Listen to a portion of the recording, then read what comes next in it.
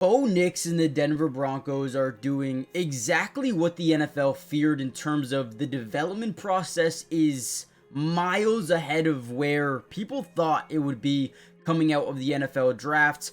And honestly, in this preseason, he looked way better than he even did last year, which was still really good, right? Now, I kind of wanted to break down the film. I want to show you why I believe not only Bo Nix, but the entirety of this Denver Bronco team going into this season is going to be terrifying, okay? Now, the first thing I want to break down is this last preseason game versus the Saints that Bo Nix played in.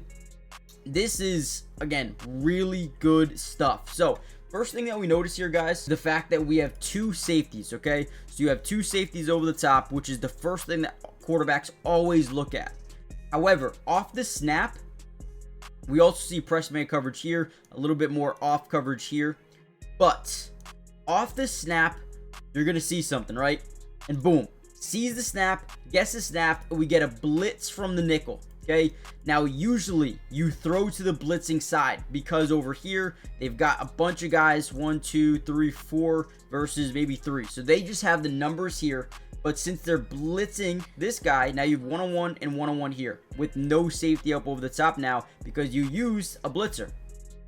So normally this area, the top of the screen, is where we want to go with the football. Now we're going to get a out release, or basically just a go ball. We're going to act like we're going to the outside and then we're breaking over the middle. Watch Bo Nix on this play. As he drops back, he knows this is where he wants to go with the football, but he waits to throw the ball until the DB opens up his hips to the sideline. Great, phenomenal route by Courtland Sutton. And then look at the anticipation. The ball is already coming out, and it's right where it needs to be, where only his guy can get it, and Sutton makes one hell of a grab through contact. This is what makes Bo Nix terrifying. And if we watch this from the other angle, watch the release point of this football. Okay, look at this thing. Sees the blitzer coming. He's got to fit it within this window, and boom, sidearm, laser, dot, touchdown. Beautiful. Now we're going to break down exactly why this team is in for a big year. Before we dive in, hit the like button, subscribe if you're new, join the family. It is completely free, doesn't cost anything, and we got you guys covered. With that being said, let me know in the comments your potential breakout player here for the Broncos. Let's dive in, man. Let's go. Now, first things first, let's look at where they ranked last season. They actually were a top 10 offense and a top 3 defense when it came to points scored and points allowed per game. So everything I saw there was amazing. Offensively, they were one of the best offenses in terms of keeping their quarterback safe in the pocket, right? Number 2 in the NFL in QB sack percentage allowed. They also were the best team at getting to the opposing quarterback. At 9.3% of the time, they were getting to the opposing quarterback. That is unbelievable. Now, the most important thing in football is right here, keeping your quarterback healthy and getting to the opposing quarterback. They did that last season.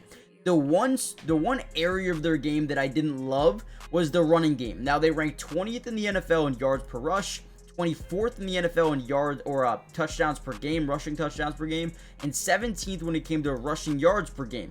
Obviously, in the bottom half in pretty much every category there. But when you look at what they did this offseason, not only did they add a guy in RJ Harvey that is explosive, but he adds unpredictability to this offense. They've also added J.K. Dobbins to this offense, who had an extremely good year with the LA Chargers last season.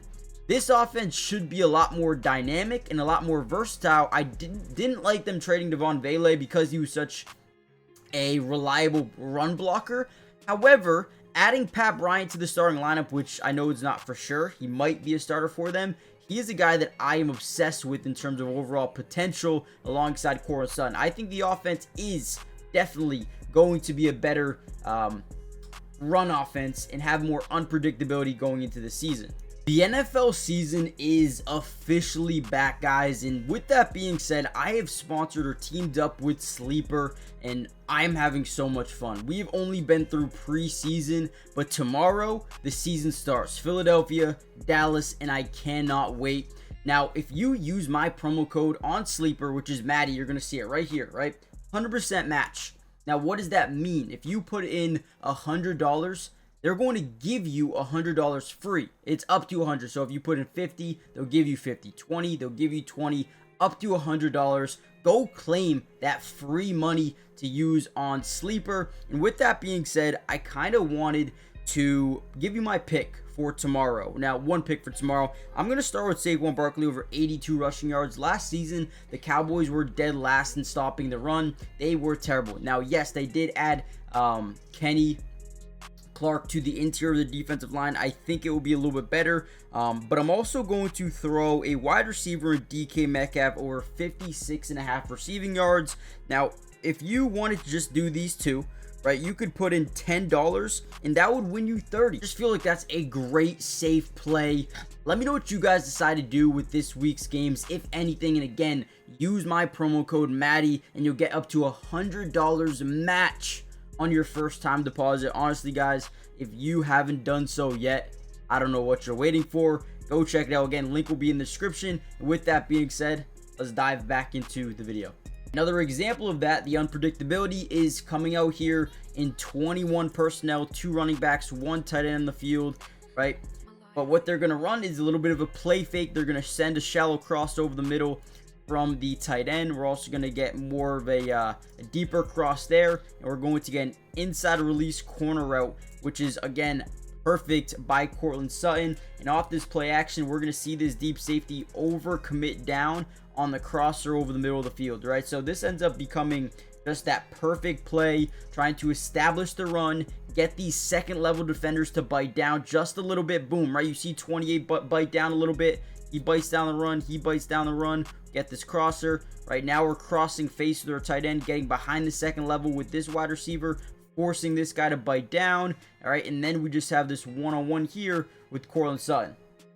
Right, so offense is a great job getting guys to overcommit, and Bo Nix on the run, like while moving, throws an absolute laser right where it needs to be and gives Courtland Sutton enough room to then turn up the field, right, make a man miss, and now have an opportunity for a big time play. These are the ones that get me excited about this offense. Working on play action, they need to establish the run to make their pass offense even more deadly. And I think the additions of J.K. Dobbins, but also, and more importantly, R.J. Harvey in this year's NFL draft is going to open up everything for the offense. Because once you establish that run, you then get these safeties to bite in. When these safeties bite in, the linebackers kind of start to overcommit a little bit on the run game. And then once that happens, man, the play action really starts to work. And just like that, your offense is completely wide open, and that's the only thing that they want to do, man. They want to open up this offense, and I think it's gonna work. Now, here's one of the more impressive plays offensively from RJ Harvey. They come out in 12 personnel, 1 running back in the backfield, 2 tight ends. Actually, yeah, looks like 2 tight ends here to the left side. They're actually going to take this to the weak side. We're going to get a little bit of a misdirection here, giving RJ Harvey room and time to make a decision. He is a very patient runner, but if he gets to that second level, is always deadly to turn nothing into something, right? So as of right here, does a really good job avoiding that initial pressure up the middle of the field. Tight end does a good job picking up without holding, right? But as he breaks to the outside, if I screenshotted this and said, do you think he gets past the 49-yard line? A lot of people would say no, but he's got a really good burst, a really good change of direction where he's able to get to the outside, right? Get guys to over pursue, right? And then boom, gets around the edge, picks up 10, 11, 12 yards on this play. I think RJ Harvey is going to be a really big part of this offense.